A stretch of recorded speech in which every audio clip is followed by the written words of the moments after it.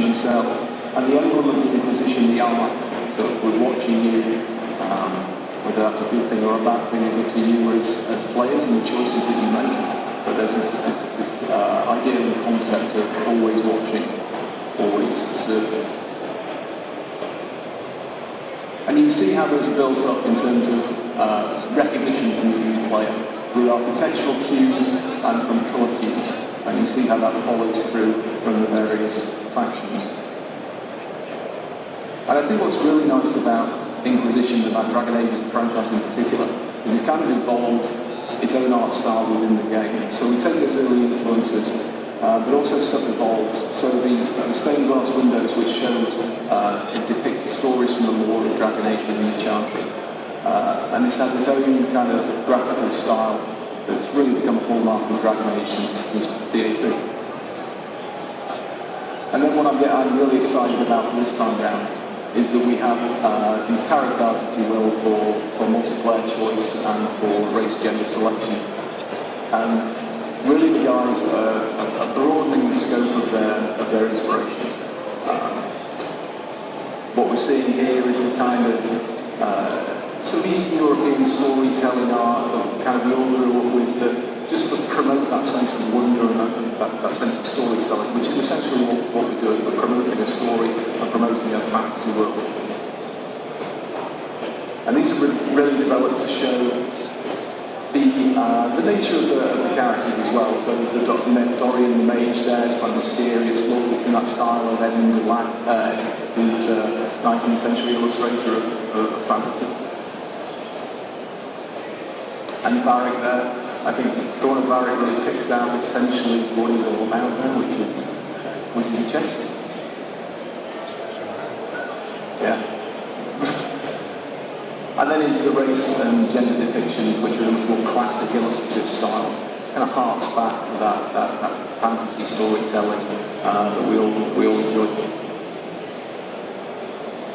And there's also a real touch of the Baroque, however you want to say it, with the exaggerated posing and the physicality of the figures. I particularly like the centre one. It's not actually linked to the race and gender selection, but I thought it was such a beautiful piece that it deserved to be seen. And then of course within the multiplayer, when you're picking the type of player that you want to see, you've got another more illustrative pen and ink style that harks back to the kind of wood-cutting art of the early Renaissance. Okay, so that's the hard bit. In conclusion, build and promote your primary aesthetic direction. That's really getting this idea and getting your prime images, your prime aesthetic sources out there to the rest of the team. Make sure everyone understands that. Make sure people are on board with that. I think it's important for people to buy in and to become passionate about what you want to achieve. Gather contextually relevant reference. That's pretty self-explanatory. There's no point searching for sci-fi art when you're doing a fantasy game. But what's really important is we talk about the idea of cultivating a broad inspirational palette, and it's not just looking within games or the fantasy genre. Really broaden your mind to encapsulate movies and books and fine art and sculpture and architecture and poetry and anything else that really turns you on creatively, and use that and transfer it through to the product, because it will be richer and deeper because of it. And remember that art should support the experience and complement the narrative, not be in opposition to either. Game development is it's where three disciplines come together. It's design, well, four in the case of a narrative-led. It's storytelling, design, art, and engineering. And games work best when those four departments work in harmony. And it's dependent on the leads and the artists and the designers being able to cooperate and understand and be passionate about a shared goal. And art, which is a value, stands up to scrutiny and interpretation. That's an incredibly pretentious thing to say, and I make no apologies for it. As artists, we should have an element of pretentiousness. We like to say that we take our art seriously, but we don't take ourselves too seriously. I think you can take the art of Dragon Age Inquisition and talk about it intelligently and deconstruct it and look at its sources, and it promotes further conversation, it promotes a deeper interest in the narrative of the game. I think that, I hope you do too. Okay, that's all I'm going to say on art direction. So what we're going to do, we're going to run through a 10-minute segment of the Fallow Maya, which is a single-player experience that's about 2/3 of the game. And what I'd like you to do, I'll try and narrate this as best I can. So rather than talk about it from a game design perspective, we're going to try and talk about it from an art perspective and what's kind of going through our minds and the thought process as we go. So if we'd like to run the BT. Video too.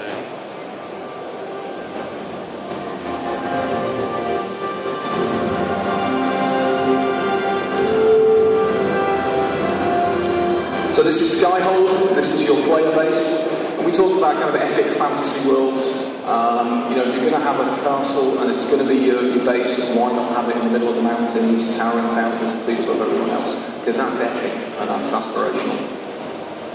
There's our war table. Here we see the introduction of the tarots. They follow through to the world space where we pick. This is our war table. The basic premise of this mission, which if you're a fan of the game you may have seen on YouTube already, is that there's some missing soldiers and we're going to go in and sort them out. But what I want you to think about here is, you know, this is a very threatening environment, but it's not lacking in colour. And our prime considerations for a level like this are in terms of how do we lead you, the player, through it from a visual perspective. And a lot of that has to do with silhouette, with lighting, guiding the player. But that doesn't mean that you can't wander off into the midst. Exploration is a core pillar of Dragon Age Inquisition as an experience. So while we want to guide you through as much as possible so that you can complete the critical path, we also want to encourage you to diverge from that path and wander around. And the way we do that is to basically put interesting stuff on the left and right of the path, so that you're encouraged to just kind of head off into the wherever. What promotes interest from a visual sense? Well, silhouette is a great start. You can see in the distance there that we've got the fortress that you're ultimately going to guide to. And just having that silhouetted, the crenellations, it kind of makes you interested. It promotes excitement, and off you go.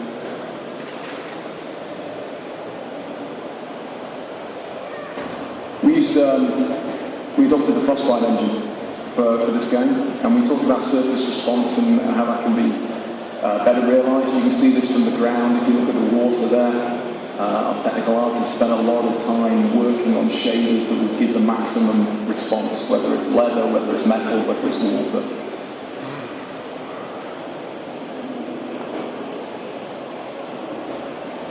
We've been working on an idea for a while now of kind of rolling composition.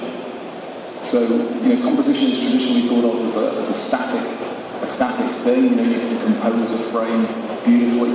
But what we want to do in a game environment when we're trying to lead you through is that the rolling composition provides interesting composition on the frame at all times, which is tricky to do because, you know, in the 3D world you can wander off wherever you want. So it's important that there's space. You can't just clutter the environment with stuff and hope people try and make sense of it visually. You can't do it. So what we try and do is the negative space is important as the positive. So the torches on the stairway there are a fairly unsubtle encouragement to just kind of progress that way.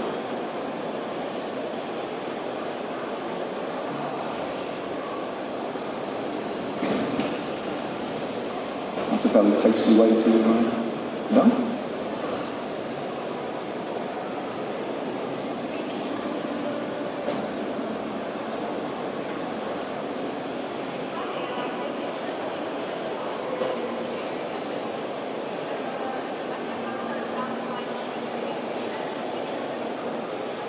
And I hope what you'll notice from this as well, it's a dark area, it's set at night, the weather's fairly gloomy. It still has a rich aesthetic. You know, it's not desaturated, it's colourful, it's vibrant.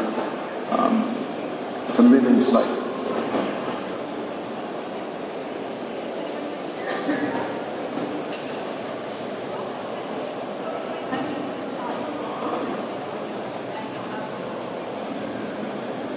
Which is the cinematic there, just to guide you through. And in terms of the cinematics, we're very much, the cinematic direction for Dragon Age is very traditional. We wanted it to be shot as if you had a physical rig. There's no extreme camera pans that you can do with motion captured rigs. It's all as if you had a physical 70mm Panavision camera that you could dolly and put on tracks. I think that harkens back to those kind of fantasy movies that, well, certainly I loved as a kid. Things like Conan and that sort of thing, where it's all very traditional. Cinematically, it's very traditional.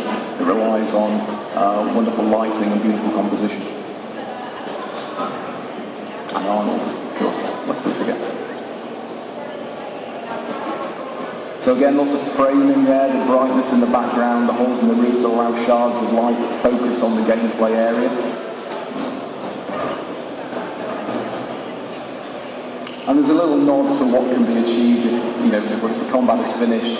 There's illuminated side chambers there, just with a little bit of torchlight. And then we're going to move into TAC-CAM, so the combat was obviously getting a bit too much for whoever was playing this. And that's the great thing about Dragon Age. If you're finding the combat too challenging, or you want to approach it in a different way, then you can go into TAC-CAM, freeze the action, move around, and use your party a little bit more strategically. And it's just a different way of playing. It doesn't preclude you playing from a third-person perspective, but it gives you a more fulfilling experience if you swap and choose between the two.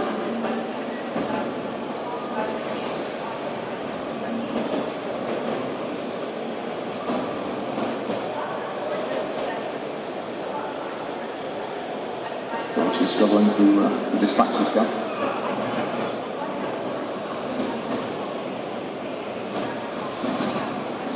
And of course, there's multiple abilities, each with their own set of VFX. Again, the VFX have that extra layer of richness and lushness and colour and vibrancy. There's a lot going on. One of the problems we have as a creative team is sometimes to scale down the effects because they become too much. If you have a party of 4, 5 with enemies, they're all shooting off spells and abilities left, right and centre, then it can be overwhelming for you as a player and it becomes difficult to actually understand what's going on. So we've consciously scaled some of that down so that you can understand that combat does make sense and you can make strategic decisions without having to guess. So I think I'm just going to upgrade there. There's extensive customization, as I'm sure you'd expect from an RPG of this size.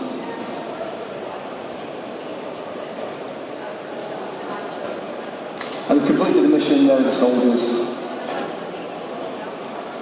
And it's another blow for the Inquisition. Increased our power. The way you progress through the game is to increase your power and influence over the world. Again, you'll see the framing there, the silhouette. There's no debate about who was the premier character in this scene. We use the archway to silhouette. We use the backlighting. If you're really lucky, you'll get a nice lightning charge behind it that really adds to the effect. But it's random, so.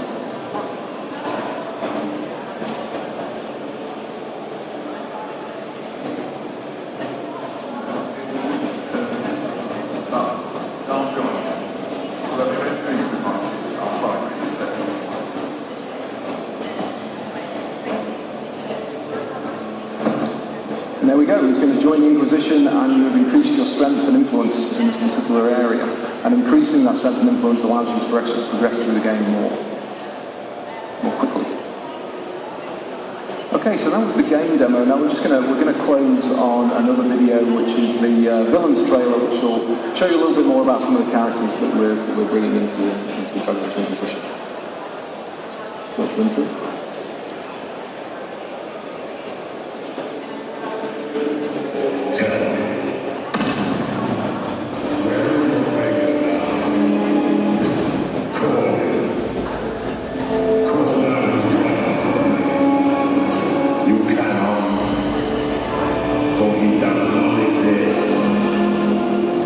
They are under the command of the EnchaJini in service to something called the Elder.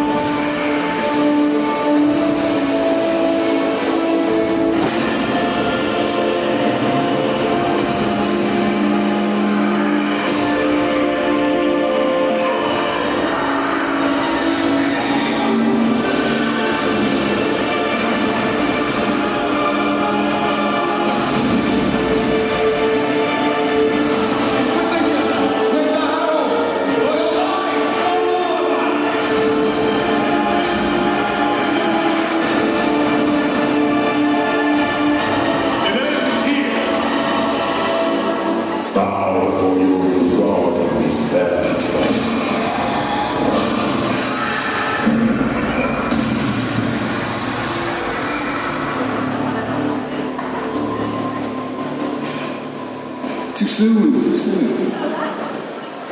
Thank you very much. I hope this was of interest. Thanks for turning out.